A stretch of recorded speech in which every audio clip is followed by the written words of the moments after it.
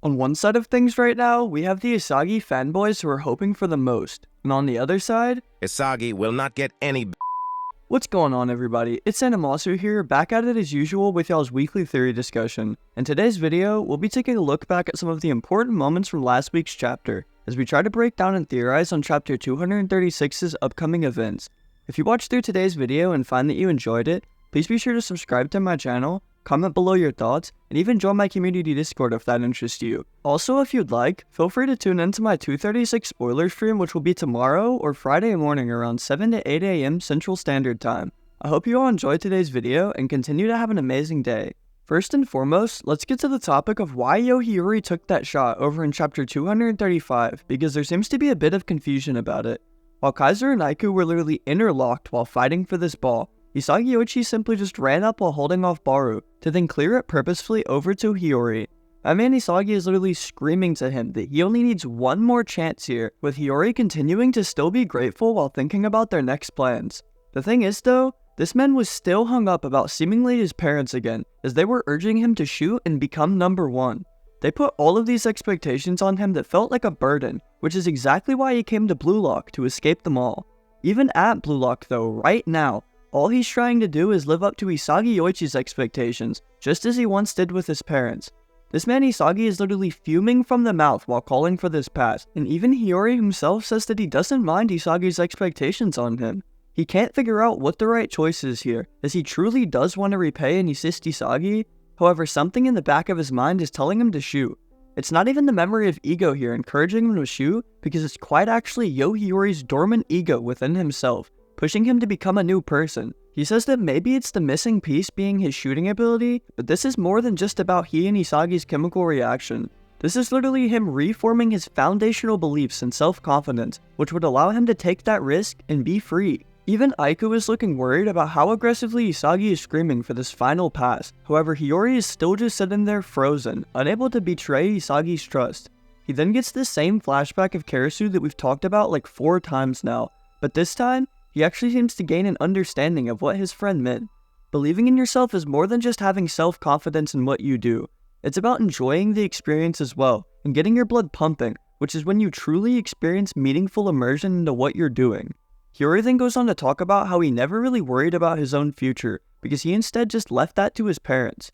Although never taking the initiative himself to chase another path, he would just instead follow their every word, to then blame them when things would go wrong. With him then obviously going forth to leap past Nico while preparing for this shot, Yo Hiori has finally placed his full faith in himself for once. He isn't hiding behind others' expectations in order to have someone to blame. He's instead fully trusting in his own ability, taking a gamble within his life. He says that if he was truly born for the sole purpose of playing football, then this shot will be his answer as he finally swings through. Though although looking horrified and talking negatively after Sendo's blockage, I still don't think that this should be interpreted as that broad of a statement. Due to his parents raising him to be the #1 striker and burdening him with that expectation, this miss will actually be beneficial for his mentality in the long run. He can now accept that maybe his future is not predetermined or set on just one thing, and he can actually choose his own path on some Miles Morales shit. Now with all of this talk on Hiyori's development being from this chapter, the end of the chapter obviously showed someone else having their moment. Looking up towards the ball while fully in the flow state, Isagi actually tells Hiyori that this was a nice job. He apparently has now found his ultimate winning formula due to Hiyori's shot there, and is looking like he's ready to close out this game. Now one important detail I want to point out here is that during Yo Hiori's actual shot, Isagi's face and reaction is shown within the same panel. With puzzle pieces being intentionally shown here during this moment, we can usually take this as an indication of Isagi learning or developing somehow. Hiyori's shooting ability is not exactly what the missing piece was, but rather Isagi's teammates having motivations of their own. Similar to how Isagi played for Rin in the U20 game, Hiyori stuck close to him and assisted completely with yoichi. However, as soon as he got close to the goal, he broke off solo and went straight for the spotlight. Isagi needs allies that will also play for themselves, because he reaches flow most consistently when he needs to adapt on the fly and compete for this place. With this tag team duo now having 2 potential threats that could shoot for the goal, this also gives Isagi the ability to use Hiyori as bait for relieving up some defensive pressure. Similar to how Hitoshi's side needed to be marked thoroughly as well, Isagi could be like the opposing Shido, using his off-the-ball movements and fast cuts to constantly be open. This could then lead to him using his now realized winning piece to finish this game, which will be a poached goal off of Hiyori's shot.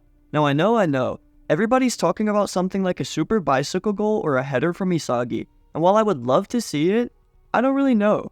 I understand that this man has worked his absolute ass off within this current arc, but some of y'all need to see that he's still making progress. Just within this current match, he actually scored his first NEL goal, so even if he is to score another one for the winner here, I'm not expecting it to be that extreme. Like I said, I believe that his winning shot here would most likely be a redirected lefty shot off of Hiori's shot attempt.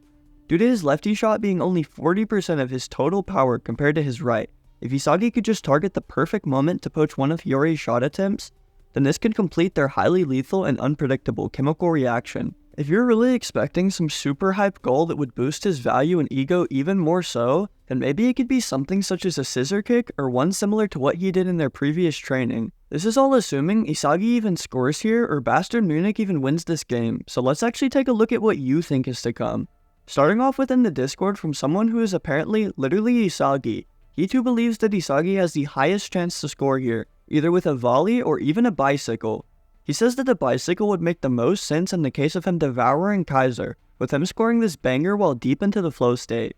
He would then obviously have a yapping session directed straight towards Kaiser after scoring this. However, he also mentions for us to keep Kunigami in mind. I do 100% agree that if a bicycle kick from Isagi is to happen here, then it will be with the sole intent to fully embarrass Kaiser. Thinking moreover on it in these past weeks, if Isagi is to score this kind of super goal by the end of the game, then Kaiser might as well find a new team to go to. BM would be completely Isagi's team going into the PXG rivalry matchup, and honestly I don't know how I would feel about it happening. Like I said, I do think it needs to be something a bit more tame, as another goal here would already win him the Kaiser rivalry and the game, but it really all is how hard you think the author will glaze Isagi's development rate. Also at this point, Kunigami better stay his ass out of the mix, because I would be furious. With every chapter title, every main focus being around Isagi and Hiori, a switch up for another poached Kunigami goal would just boil my blood. For the next Discord theory in today's video, our boy Heidi believes that Isagi cannot actually do a bicycle kick or even unlock Predator Eye. Now he blames it on his physical limitations and lack of muscular frame, however this isn't completely needed for either a bike or the Predator Eyes. I truly do believe that Isagi does have the physical prowess to do a bicycle kick if executed with proper form, and Predator Eyes are just used for shot technique and timing. He then goes on to say that maybe Isagi could score off of something such as a header or a volley, but he really feels like this won't be so easy for BM and Isagi. Overall, we all just want to see if he's going to do something cool or even score, so yeah, I agree, let's just sit back and wait. I really find the narrative being pushed around very interesting that Isagi cannot physically do this or that, because I believe y'all might be underestimating our man. He's been working hard on his build, stamina, and technique from the very first day he's come to Blue Lock, and this has been shown with the results such as him showing no stamina drain at all this match from Metavision. Just 10 days ago, he was basically having heart palpitations and passing out in the Manshine match, but I guess we'll have to see. Y'all let me know down in the comments what your opinion is on this. Does Isagi have the physical prowess to pull something like this off? Now moving on to our final Discord theory before moving into the YouTube ones, Anime Lover has an interesting outlook from the spin-off novel. He believes that Blue Lock's environment is slowly unlocking Isagi's original ego, due to him definitely having some more in store for us. Seeing Hiori follow his own ego and believe in himself with that shot might have reminded Isagi about his old self, which is why he believes this chapter is titled Sayonara. Isagi will officially be saying goodbye to his old self and that one for all for one mentality, allowing for a super dramatic finish. I really appreciate this callback to the spin-off novel, because let me tell you guys, we will be covering those very soon on the channel. The Isagi one, episode Nagi, anything you guys want to see, just let me know. Anyways, within that novel, it's actually revealed that Isagi has always had this sort of sixth sense and immense ego about him that was unfortunately sealed due to his dumbass coach. With Blue Lock now allowing him to play in a power-hungry environment where he's constantly being pushed into the flow, maybe his true self will finally come seeping out. Now that we're onto the YouTube side of things, Irreverent says that he'll be dying on the hill of Isagi being tackled or injured by Ness. This would then lead the Ubers to get the ball and score off of a counter, and also leave Isagi still on the starting lineup for PXG. Removing Ness from that lineup due to super illogical and dangerous play, this would then fulfill Isagi's predictions on Kaiser being a naked king, as Bastard Munich would be entirely his and Blue Lock's going into this PXG match. As most of you weekly watchers do know, we've been discussing the possibility of Ness going this far for quite a while now, and I really don't know how I feel about it anymore. Hiori has now decided his path, and now the last thing is just for BM to win. The only reason they technically even have to win plot-wise is to keep Isagi and Hiyori on the regulars, and if Ness were to act this illogically, then the duo might just remain to play the next game. I do feel this far though into the game might be poor writing and an anticlimactic cop-out, but it's ultimately up to the author to do as he pleases. How would you guys feel about the match ending this way after going on for months?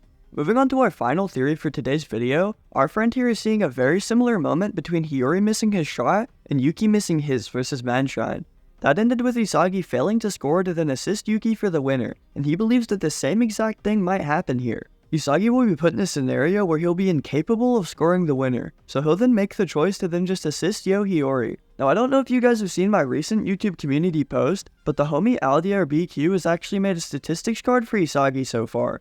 If you see the amount of assists he already has, then you should already know how I feel about this ending. My man wants to be a striker, and if he is forced into the assisting role in another game's finishing goal, then he might as well take these next 20 days to think very hard about what he wants to do. I actually would love to see what could come out of a Yo Hiori goal, just to be honest though. I just don't think that kind of finisher would fit with Isagi's ongoing development. If you guys are just as interested as me on what's going to happen, feel free to join into my weekly spoiler stream tomorrow morning. I should be going live around 7 to 8 AM Central Standard Time, and that will once again be tomorrow or Friday morning. I also have some amazing ideas for Halloween and the spooky season, so I'm getting ready to share that with you all. Thank you so much for your continued support. I hope you all continue to have an amazing day, and thank you for tuning in.